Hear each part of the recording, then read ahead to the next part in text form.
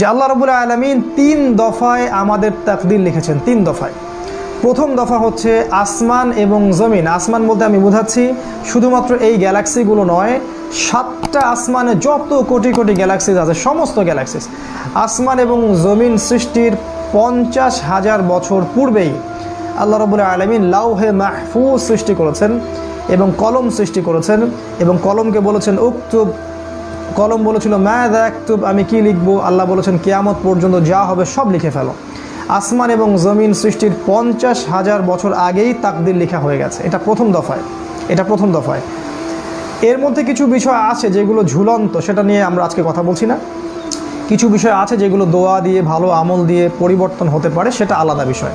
তবে প্রথম দফায় তাকদীর লেখা হয়েছে আসমান এবং জমিন সৃষ্টির 50,000 বছর আগে। দ্বিতীয় দফায় তাকদীর লেখা হয়েছে প্রত্যেক আদম সন্তান যখন মায়ের গর্ভে থাকে, যখন তার বয়স হয় 4 মাস 10 দিন বা 120 দিন বা 4 মাস, যখন তার ভ্রূণের বয়স হয় এবং সেটা আলাকা থেকে মুদগা এবং একটা শেপের মধ্যে চলে আসে, আল্লাহ রাব্বুল আলামিনের পক্ষ থেকে ফেরেশতা আসেন, রূহ নিয়ে আসেন এবং সেটাকে ফুঁকে দেন। তারপর থেকেই বাচ্চা পেটের মধ্যে নড়াচড়া শুরু করে। তখন তাকদীরের কিছু অংশ লিখে দেওয়া হয়, তার রিজিক, তার হায়াত, তার বয়স, তার ভাগ্য, সৌভাগ্যমণ্ডিত না দুর্ভাগ্যা, জান্নাতি না জাহান্নামী, এটা লিখে দেওয়া হয় আগেই। এটার জ্ঞান এতই উঁচু লেভেলের যেটা আমাদের এই ছোট্ট জ্ঞান দিয়ে পেনিট্রেট করা সম্ভব নয়। রাসূল সাল্লাল্লাহু আলাইহি ওয়াসাল্লাম এটাও বলেছেন, একজন ব্যক্তি আমল করতে থাকে, এত ভালো আমল করতে থাকে যে মনে হয় সে জান্নাতে চলে যাবে।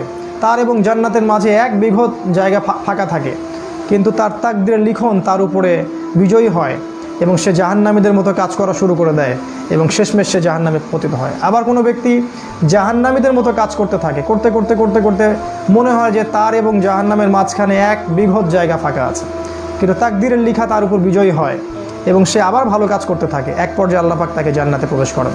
এই বিষয়ের জ্ঞানটা এতটাই উঁচু লেভেলের যেটা আমাদের ক্ষুদ্র জ্ঞান দিয়ে বোঝা সম্ভব নয়। তাই এটা আমরা আল্লাহর উপর ছেড়ে দিব এবং আল্লাহ পাক যেন আমাদের প্রত্যেকের তাকদীর ভালো রাখেন, এই দোয়া করব এবং সেই অনুযায়ী আমরা কাজ করতে থাকব।